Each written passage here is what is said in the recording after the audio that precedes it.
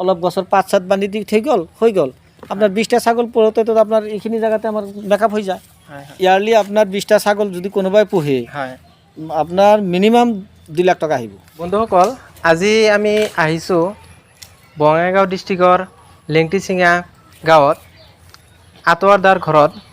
তো আতোৱাৰদা ইয়াতে কেইটামান ছাগলী পালন কৰি আছে, তো থলুৱাভাৱে পালন কৰি আছে, বিজনেছ আকাৰত নহয় বা বাণিজ্যিক আকাৰত নহয়। তো আতোৱাৰদাৰ পৰা আজি আমি জানিম ছাগলীবিলাকক কি কি খাদ্য, তাৰপিছত কি কি দানা পানী দিয়ে আৰু কেনেকৈ ৰাখে বা কি কি মেডিচিন দিয়ে এইবিলাক বিষয়ে আতোৱাৰদাৰ পৰা জানিম।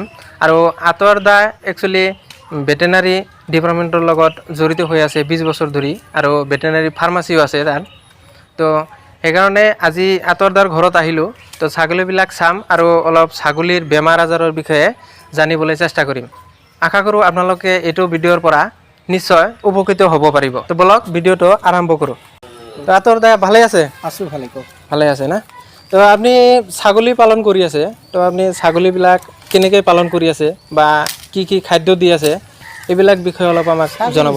ছাগলী পোহাৰ কাৰণে আপোনাৰ নেচাৰেলি খাদ্য যিবিলাক ধৰক ঘাঁহ, হয়, অলপ চাপৰ, হয়, ধানৰ মলি এইবিলাকে খুৱাই আছোঁ। আৰু নেচাৰেল যিবিলাক খাদ্য সেইবিলাকে খাই থাকে।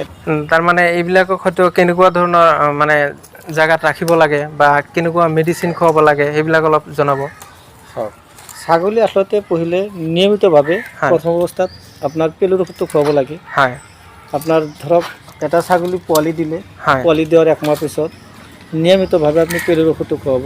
হয়, আৰু যেতিয়ালৈকে আপোনাৰ 6 মাহ বয়স হ'ব পোৱালি, হয়, বা পোৱালিটো আপোনাৰ যেতিয়া মানে 1 মাহ বয়স হ'ল, 1 মাহ অৱস্থাতে আচলতে পেলুৰ ঔষধটো দিব লাগে। জন্মৰ পৰা 1 মাহ বয়সতে মানে পেলুৰ ঔষধটো দিব লাগে। দিব লাগে। আৰু আপুনি তাৰপিছত পাৰিলে এইটো লিভাৰ টনিক অলপ খুৱাই দিলে, যেনিবা ধৰক আপুনি ব্ৰটন খুৱাব পাৰে। ছাগলী আপুনি কিয় পালন কৰি আছে?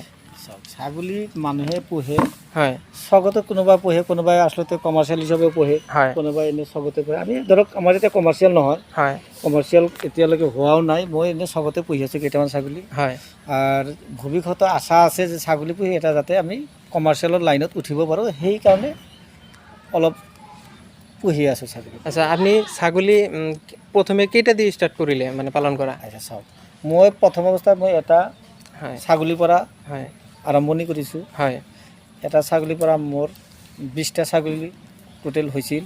হয়, তাৰপিছত মই ইতিমধ্যে 13টা ছাগলী বিক্ৰী কৰা হ'ল। হয়, বৰ্তমান মানে সৰু ডাঙৰ মিলি 10টা আছে। আৰু 4টা ছাগলী আকৌ প্ৰেগনেণ্ট হৈছে। হয়, 1 মাহ পিছত ধৰক সেই ছাগলীটো পোৱালি দিব।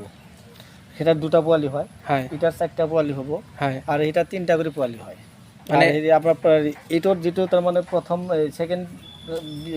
ছেকেণ্ডবাৰ যিটো পোৱালি দিছিল, 2টা পোৱালি হয়, প্ৰেগনেণ্ট হৈছে, সেই 2টা ক'ত গ'ল? হয়, ওলাই গ'ল নেকি? হয়, হয়, আছে। আচ্ছা, যিকি নহওক তো আপোনাৰ ছাগলী পুহিলে এটা ধৰক বহুত সমস্যা কেতিয়াবা হয়, মানে বেকাৰ সমস্যা দূৰ হয় ছাগলীৰ পৰাও। হয়, মই ছাগলী আপোনাৰ 6টা ছাগলী মই বিক্ৰী কৰিছোঁ হয়, 28,000 টকা। হয়, হয়, তো আৰ 2টা ছাগলী মই বিক্ৰী কৰিছোঁ 13,000 টকাত। হয়, তো মই ভালেখিনি ধৰক 50-60 হাজাৰ টকা মোৰ ছাগলী, এটা ছাগলীৰ পৰা মোৰ বিক্ৰী হৈ গ'ল। 50-60 হাজাৰ টকা মই পাইছোঁ। এটাৰ পৰা আৰম্ভ কৰি এটাৰ পৰা মই যোৱা বছৰত মই বিক্ৰী কৰিছোঁ। এই বছৰ হয়, ধৰক এতিয়া মানে ছাগলী হ'ল 6টা, হয়, এটা ছাগলী পোৱালি দিছে 4টা। হয়, তে আৰু 3-4টা পোৱালি আকৌ দিব, প্ৰেগনেণ্ট হৈছে। হয়, তো মোৰ এটা ওপৰৱালাৰ ওপৰত বিশ্বাস আছে যে মোৰ ইয়াৰ পৰা কিজানি হয়তো কমাৰ্চিয়েল লাইনত মই ফাৰ্মিং হিচাপত যাব পাৰিম। হয়, হয়। সেইটো আশাৰে মই অলপ অলপকৈ পুহি আছোঁ। আচ্ছা, ছাগলী আপুনি আচলতে কি কি খাদ্য দিয়ে? খাদ্যৰ বিষয়ে দি আছে বৰ্তমান, বা খাদ্যৰ বিষয়ে আপোনাৰ পৰা ভালকৈ জানিম। চাওক, ছাগলী আচলতে খাদ্য আমি নেচাৰেলি যিবিলাক খাদ্য আমি সেইবিলাক ছাগলীকে খুৱাই আছোঁ। হয়, কাৰণ আমি সেনেকুৱা মানে যে বাহিৰা কোনো খাদ্য দিয়া নাই। হয়, আৰু নেচাৰেলি খাদ্য যিবিলাক ধৰক আপোনাৰ কঁঠাল গছৰ পাতেই হওক, বা গামাৰি পাতেই হওক, বা বগৰী পাতে হওক, বা হয়, নিম পাতো খুৱাব পাৰে আপুনি। হয়, নিম পাত খোৱালে আৰু বেছি ভাল। আমাৰ ইয়াতে নিম পাত পোৱা নাযায়। নিমপাত খোৱালে আচলতে কি কাৰণত নিম ভাল? পাত খোৱালে চাওক, নিম পাত খোৱালে ছাগলীৰ স্বাস্থ্যৰ কাৰণেও ভাল, আৰু হয়, ছাগলীৰ আপোনাৰ দেখাটো ভাল লাগে। বহি লওক, হয়, হয়, এনেই বহি কথা পতাতকৈ বহি কথা পাতক। হয়, হয়, কওক। তো আপোনাৰ ধৰক নিমৰ পাত খোৱালে ভাল, হয়, কিন্তু নিমৰ পাতটো আমাৰ ইয়াত নাই। হয়, তো আমি ইয়াত যিখিনি পাওঁ ধৰক আমাৰ কঁঠালৰ পাত পাওঁ, বগৰীৰ পাত পাওঁ, বা এইবিলাক আমাৰ গামাৰি গাছ যিটো এইবিলাকৰ পাতেই খুৱাই আছোঁ। আচ্ছা, আপুনি ছাগলী হয়তো পালন কৰি আছে বহুত দিন ধৰি, তেতিয়াহ'লে ছাগলী কি কি বেমাৰ পাইছে?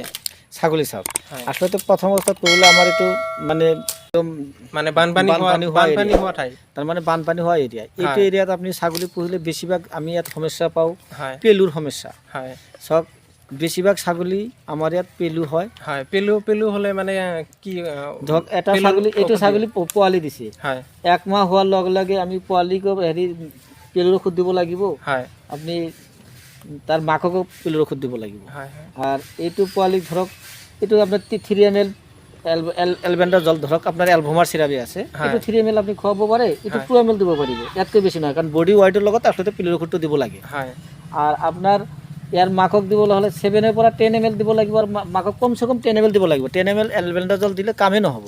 হয় হয় ইয়াৰ মাক আচলতে দিব লাগিব 15 ml মোৰ মতে। আচ্ছা, ধৰক আজি আপুনি দিলে 15 ml, আচ্ছা, তো আজি খোৱাৰ পিছত আৰু কিমান দিন পিছত খুৱাব লাগিব? নেক্সট পাৰিলে আপুনি ফেৰ নেক্সট 15 দিন পিছত সেকেন্ড ডোজটো দি দিয়ক। সেকেন্ড ডোজ দিব হ্যাঁ, লাগিব। পেলুৰ ঔষধ। সেকেন্ড ডোজ নিদিলে নহয়? সেকেন্ড ডোজটো দিলে ভাল হয়, সেকেন্ড ডোজ দিব লাগিব। হ'ব, নহয় বুলি কথা নাই, কিন্তু আপোনাৰ সেকেন্ড ডোজটো দিলে আপোনাৰ ধৰক এইটো পেলুটো তাৰমানে ক্লিয়াৰলি নমৰে যে প্ৰথম ডোজত। হয় সেকেন্ড ডোজ দিলে ক্লিয়াৰলি তাৰমানে পেলুটো ধ্বংস হৈ যায়, মানে ক'বলৈ গ'লে। তাৰ পিছত আকৌ কিমান মাহ পিছত দিব লাগিব? আপুনি পাৰিলে এইটো এৰিয়াতে আপুনি মোৰ ছাগলীবিলাকতো মই প্ৰায় 2 মাহ মূৰে মূৰে কিমি ঔষধ দি আছোঁ। হয় আৰ এটা কিমিৰ ওষুধ মই নিদিওঁ। পেলুৰ ওষুধ আচলতে বহুত বেলেগ বেলেগ ভাগ ভাগ কৰি দিব লাগে। হয় ফিটা কিমিৰ কাৰণে এটা বেলেগ, ধৰক ফেনবেণ্ডাজল খুৱাব লাগে, হয় যেনিবা ধৰক ফেণ্টাছ প্লাছ চিৰাপ যিটো, সেইটো আপুনি খুৱাব পাৰে। আচলতে আমাৰ ইয়াত দেখা যায় কিছুমানে এই মানে পানী ঘাঁহ খায়, পানী ঘাঁহ খোৱাৰ কাৰণে কি হয়, মানে টুটি ফুলি যায়। হয় হয় সেইটো হ'লে কি লিভাৰ ফ্লু বুলি কয়। হয় হয় আৰু লিভাৰ ফ্লু হ'লে আচলতে খুৱাব লাগে কি জানে আপুনি, তেতিয়া মই ফুলকা চিলিম মাৰি দিছোঁ এইবাৰ। হয় হয় ফুলকা চিৰাপ ইয়াক পূৰা 10 ml মাৰি দিছোঁ। হয় পেটৰ ভিতৰত যিটো শব্দ হৈ থাকে সেইবিলাক শব্দ এতিয়া নাই, আৰু লগে লগে খোৱা লোৱাটো ভাল হয়। পেলুৰ ঔষধটো দি কিমিৰ ঔষধ দিয়াৰ পিছতে আপুনি খুৱাব লাগে লিভাৰ ঔষধ। হয় লিভাৰ এটা মাল্টিভিটামিন খুৱাই দিলে, যেনে আমি লিভাৰ ব্ৰটন ইউজ কৰোঁ ছাগলীৰ কাৰণে, বহুত ভাল বস্তু। হয় আৰু তাৰ লগত আপুনি ফ্ৰীডম দিব পাৰে, হয় ছাগলীৰ গ্ৰ'থটো ভাল হ'ব, হয় পেচাবটো ক্লিয়াৰ হ'ব। হয় ফ্ৰীডমটো খোৱালে আপোনাৰ পেচাবটো হালধীয়া নহয়, একদম হোৱাইট কালাৰ হ'ব। হয় কেতিয়াবা চাব আপুনি ছাগলী এই পেচাব কৰোঁতে কান্দি থাকে, হয় চিল্লাই থাকিব, পেচাব ক্লিয়াৰ নহয়, তেতিয়া আপুনি এটা ফ্ৰীডম খুৱাই দিয়ক ৰেগুলাৰ, আপোনাৰ হেল্থিটো ভাল থাকিব, হয় গ্ৰ'থটো ভাল থাকিব। ইফালে নিয়মিতভাৱে আপোনাৰ হিটটো টাইমত আহি যাব হয় হয় পোৱালি দিয়াৰ পিছত। আৰ লিভাৰ মাজে মধ্যে আমি দি থাকোঁ, ধৰক প্ৰত্যেক মাহতে লিভাৰ কমচে কম অলপ অলপ দি থাকিব লাগে। হয়, যিহেতু আপুনি ক'লে যে এইটো এৰিয়া মানে বানপানী আহে এইটো এৰিয়াত, আপোনাৰ এৰিয়াত, তেতিয়াহ'লে বানপানীৰ সময়ত বা বৰষুণৰ সময়ত আপুনি কি ধৰণৰ খাদ্য খুৱায়? আচ্ছা শুনক, বৰষুণৰ সময়তো আমি যি খাদ্য খুৱাওঁ, হয় মই এই বৰষুণ নাথাকিলেও গৰমৰ সময়তে একেই খাদ্য খুৱাওঁ, শুকান দিনতো একে খাদ্য খুৱাওঁ। কাৰণ ধৰক গছৰ পাত আৰু চাপৰ ধানৰ মলি মিক্স কৰি দিলে হৈ যায়। আচলতে বেছি বেলেগ একো দিব নালাগে। মানুহে ভাবে কি বা কি দিবলৈ মই নেই মৰি যাব, আচলতে নহয়। নিয়মিতভাৱে ৰাতিপুৱা হ'লে আপনি কেইটা গছৰ পাত খুৱাই দিলে, খোৱাৰ পিছত অলপ চাপৰ বা মলি দি মিক্স কৰি পানী দিলে, খাই দিলে, বাছ হৈ গ'ল। আকৌ ঠিক 2টা বজাত দি দিয়ক আপুনি খাদ্য, হৈ গ'ল। হয় আৰু 2টা বজাত আকৌ চাপৰ মলি দিল, অলপ গছৰ পাত চাত বান্ধি দি থৈ গ'ল, হৈ গ'ল। আপনার 20টা ছাগল পড়তেতো আপনার এইখিনি জায়গাতে আমার মেকআপ হয়ে যায়। আমি তো বাহিৰত নাযায় না, আমাৰ ছাগল তো এইখিনি জায়গাতেই থাকে, আমাৰ এৰিয়াৰ ভিতৰতেই। আচ্ছা, ছাগলী পালন কৰিলে কেনেকুৱা লাভালাভটা কেনেকুৱা? লাভালাভ বহুত লাভালাভ আছে। ধৰক হয় ইয়াৰলি আপনাৰ 20টা ছাগল যদি কোনোবাই পোহে, হয় আপনাৰ মিনিমাম 2 লাখ টাকা আহিব মোৰ মতে। 20টা ছাগলীৰ পৰা? হ্যাঁ, যদি ভাল 20টা কোৱালিটি, ধৰক এনেকুৱা কোৱালিটিৰ 20টা ছাগলী কোনোবাই পুহিব পাৰে, 2 লাখ টাকা মিনিমাম ইনকাম হ'ব তাৰ ইয়াৰলি। হয় মোৰ এটা ধ্যান ধাৰণা, মই এটাৰ পৰা আৰম্ভ কৰি যিখিনি পাইছোঁ, হয় আপনাৰ 3টা 4টা কৰে পোৱালি দেওয়া ছাগল যদি কোনোবাই 20টা ছাগলী একেবাৰে পুহিব পাৰে, হয় মিনিমাম 2 লাখ টাকা আহি যাব। কারণ 6 মাহ নালাগে এটা পাঠা বিক্রি করতে আপনার 4,000 5,000 3,000 টাকা বিক্রি হৈ যায় আজিকালি। তো আপোনাৰ পৰা আৰু এটা কথা জানিম যে হয়তো অসমত বহুতো মানুহ এনে বহি থাকে ঘৰতে, ধৰক মহিলা মানুহ হওক বা এনে পুৰুষ মানুহে হওক, ঘৰতে এনে বহি থাকে। তো যদি কোনোবাই ছাগলী পালন কৰিব খোজে, তেতিয়াহ'লে কি পৰামৰ্শ দিব আপুনি? চাওক, কোনোবাই এনে নিবনুৱা সমস্যা আমাৰ অসমত বহুত বেছি। হয় আমাৰ মহিলাসকলে এনে ঘৰত বহি আড্ডা মাৰে। হয় আড্ডা মাৰতকৈ এটা ছাগলী আপুনি আৰম্ভ কৰি দিয়ক না, এটা ছাগলী লওক, এটা ছাগলী পোহক।